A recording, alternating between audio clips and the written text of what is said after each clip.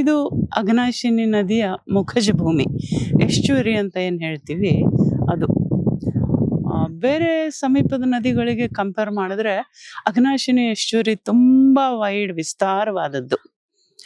ಮತ್ತು ಬೇರೆ ನದಿಗಳಿಗೆ ಕಂಪೇರ್ ಮಾಡಿದ್ರೆ ಅಘನಾಶಿನಿ ಇದು ಏಕಮೇವ ಫ್ರೀ ಫ್ಲೋಯಿಂಗ್ ರಿವರ್ ಅಂತ ಏನು ಹೇಳ್ತೀವಿ, ಆ ಥರ ಫ್ರೀ ಫ್ಲೋಯಿಂಗ್ ರಿವರ್. ಇದರಲ್ಲಿ ಯಾವುದೇ ಅಣೆಕಟ್ಟುಗಳಿಲ್ಲ, ಯಾವುದೇ ಬಿಗ್ ಇಂಡಸ್ಟ್ರಿ ಎಫ್ಲುಯೆಂಟ್ಸು ಅಂಥ ಪೊಲ್ಯೂಷನ್ ಇಲ್ಲ.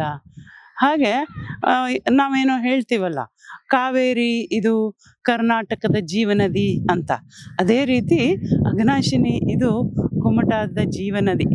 ಇದು ಸಹಸ್ರಾರು ಕುಟುಂಬಗಳಿಗೆ ಬದುಕನ್ನು ಕಟ್ಟಿಕೊಟ್ಟಿದೆ. ಸಹಸ್ರಾರು ಮಂದಿ, ಅದು ಮೀನುಗಾರರಿರ್ಬೋದು, ರೈತರಿರ್ಬೋದು, ಕಸಬುದಾರರಿರ್ಬೋದು, ಅವರು ಈ ಅಘನಾಶಿನಿ ನದಿ ಮೇಲೇ ಅವಲಂಬಿತರಾಗಿದ್ದಾರೆ, ಬದುಕನ್ನು ಕಟ್ಟಿಕೊಂಡಿದ್ದಾರೆ. ಸಾವಿರಾರು ವರ್ಷಗಳಿಂದ ಇದರ ಮೇಲೇ ಡಿಪೆಂಡ್ ಆಗಿ ಬದುಕ್ತಾ ಇದ್ದಾರೆ. ಇದು ತಮಾಷೆ ಏನು ಅಂತಂದರೆ, ಅಘನಾಶಿನಿ ಒಂದು ಬಾರಿ ನದಿಯಿಂದ ಸಮುದ್ರದ ಬದಿಗೆ ಹರಿದ್ರೆ ಇನ್ನೊಂದು ಬಾರಿ ಸಮುದ್ರದಿಂದ ನದಿ ಕಡೆಗೆ ಹರಿತಾ ಇರುತ್ತೆ. ಅಂದರೆ ಇದಕ್ಕೆ ಎರಡು ರೀತಿ ಚಲನೆ, ಹಿಂದಕ್ಕೂ ಚಲಿಸುತ್ತೆ, ಮುಂದಕ್ಕೂ ಚಲಿಸುತ್ತೆ. ನೋಡಿ, ಸಮುದ್ರದಲ್ಲಿ ಇಳಿತಾ ಇದ್ದಾಗ, ಲೋಟ ಹಿಡಿದಾಗ ಅಘನಾಶಿನಿ ಸಮುದ್ರದತ್ತ ಚಲಿಸುತ್ತೆ. ಅದೇ ಸಮುದ್ರದಲ್ಲಿ ಭರ್ತ ಅಥವಾ ಹೈಟೈಡ್ ಇದ್ದಾಗ ಸಮುದ್ರದಿಂದ ನೀರು ಅಘನಾಶಿನಿ ನದಿಯತ್ತ ಚಲಿಸುತ್ತೆ. ಹೀಗೆ ಎರಡು ಮುಖದಲ್ಲಿ ಚಲಿಸೋ ನದಿನ ನಾವು ತಮಾಷೆಯಾಗಿ ನೋಡ್ತೀವಿ ಯಾವಾಗಲೂ. ಇದು ನದಿ ಮುಖಜ ಭೂಮಿಯಲ್ಲಿ ನಡೆಯುವಂಥ ಒಂದು ಸಹಜವಾದಂಥ ಸಂಗತಿ. ಈ ಅಘನಾಶಿನಿಯಲ್ಲಿ ನದಿ ತಿರುವು ಯೋಜನೆಗಳಲ್ಲಿ ಅಘನಾಶಿನಿಯ ಹೆಸರು ಕೇಳಿ ಬರ್ತಾ ಇದೆ. ಹೀಗೆಲ್ಲ ಅಂದಾಗ ನಮಗೆ ತುಂಬ ಆತಂಕ ಆಗುತ್ತೆ. ಏನಾಗುತ್ತೆ ಮುಂದೆ? ಈ ನದಿನ ಹೀಗೆಲ್ಲ ಅದರ ದಿಕ್ಕನ್ನೇ ಬದಲಾಯಿಸಿದರೆ ಇದರ ಮೇಲೆ ಅವಲಂಬಿತರಾಗಿರುವಂಥವ್ರ ಬದುಕೆಲ್ಲ ಹೇಗೆ ನಾಶ ಆಗ್ಬೋದು? ಹೋಗಲಿ, ನದಿನೇ ಹೇಗೆ ನಾಶ ಆಗ್ಬೋದು?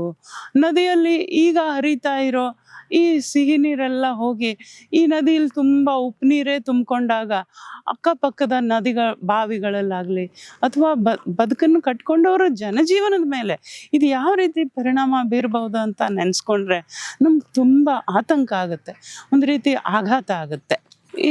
ಈ ನದಿಯ ಇಕ್ಕೆಲಗಳಲ್ಲಿ ಮೀನುಗಾರರು, ರೈತರು ಏನು ಬದುಕ್ತಾ ಇದ್ದಾರೆ, ಇವರು ಒಂದು ವಿಶೇಷ ರೀತಿಯ ಭತ್ತದ ತಳಿಯನ್ನು ಬೆಳ್ಕೊಂಡು ಬಂದಿದ್ದಾರೆ.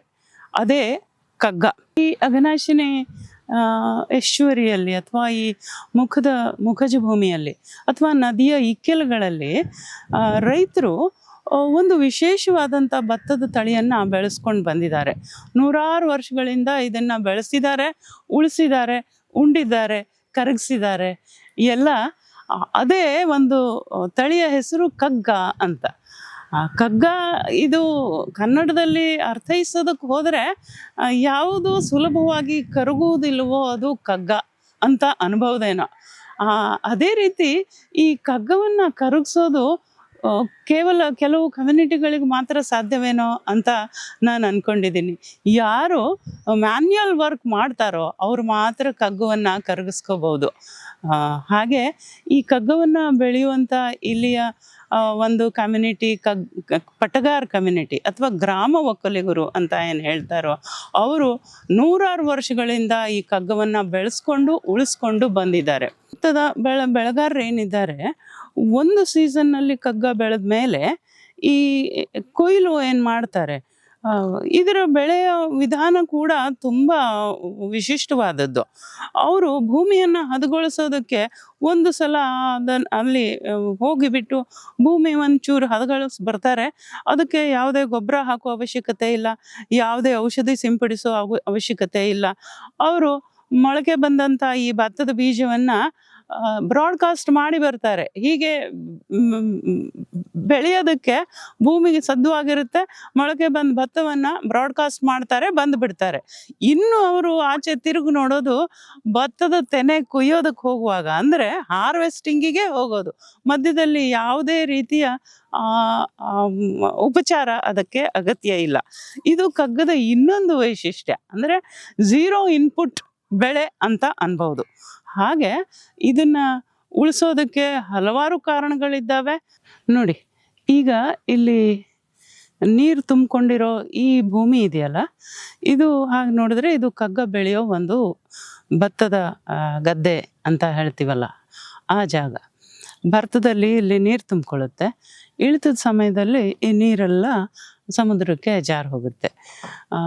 ಮಳೆಗಾಲದಲ್ಲಿ ಮಾತ್ರ ಈ ಕಗ್ಗ ಭತ್ತವನ್ನು ಬೆಳೀತಾರೆ.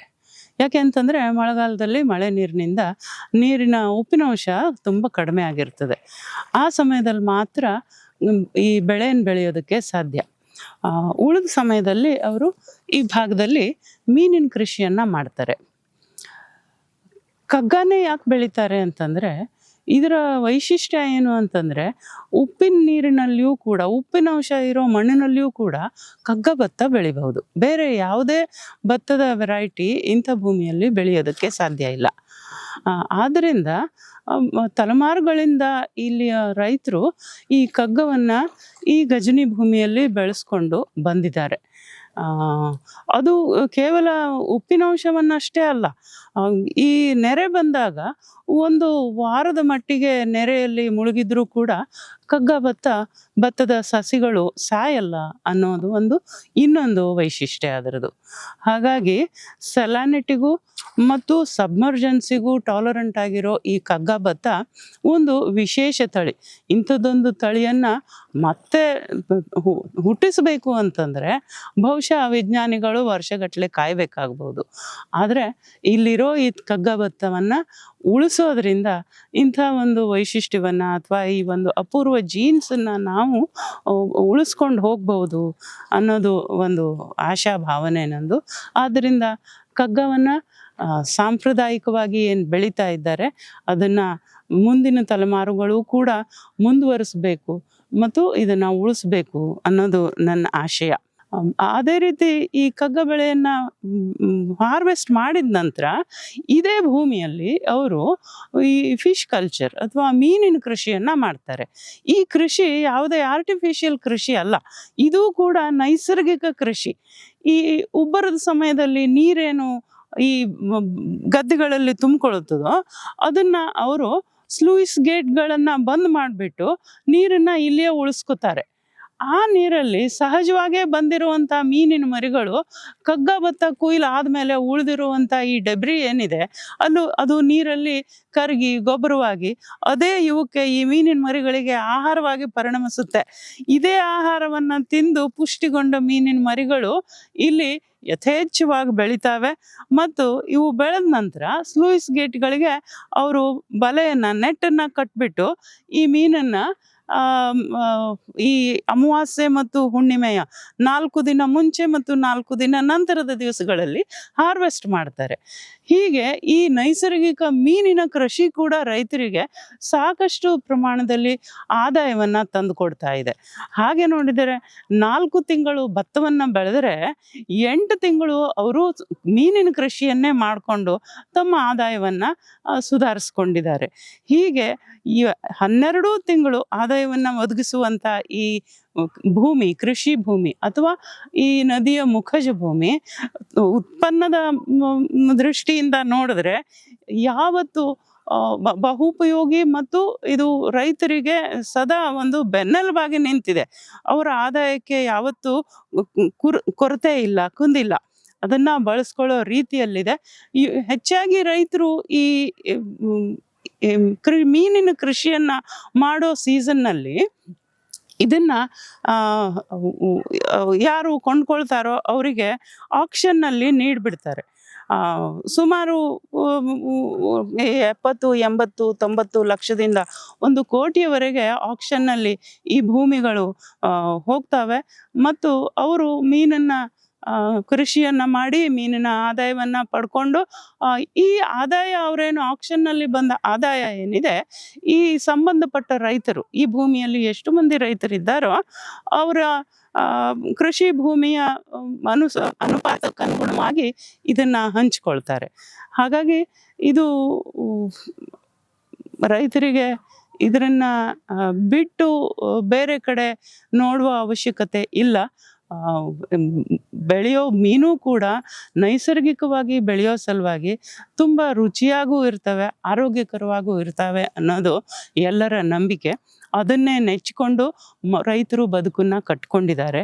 ಹೀಗೆ ಅಘನಾಶಿನಿ ಹಲವು ರೀತಿಯಿಂದ ನಮ್ಮ ರೈತರ ಮತ್ತು ಮೀನುಗಾರರ ಬದುಕನ್ನು ಪೋಷಿಸುತ್ತಾ ಬಂದಿದೆ. ಇಂಥ ಅಘನಾಶಿನಿಯನ್ನು ನಾವು ಪ್ರೀತಿಸ್ತೀವಿ, ನಾವು ಗೌರವಿಸ್ತೀವಿ, ನಾವು ಪೂಜಿಸ್ತೀವಿ, ನಾವು ಉಳಿಸ್ಕೋತೀವಿ. ನಾವು ಇದನ್ನು ಉಳಿಸ್ಕೋಬೇಕು. ಇದರಲ್ಲಿ ಬೇರೆ ಯಾವುದೇ ರೀತಿ ಚಟುವಟಿಕೆಗಳು ನಡೆಯೋದು ಅಷ್ಟಾಗಿ ಆರೋಗ್ಯಕರವಲ್ಲ. ಬದುಕಬೇಕು, ಜನರ ಬದುಕುಗಳು ಉಳಿಬೇಕು ಅನ್ನೋದು ನಮ್ಮ ಆಶಯ.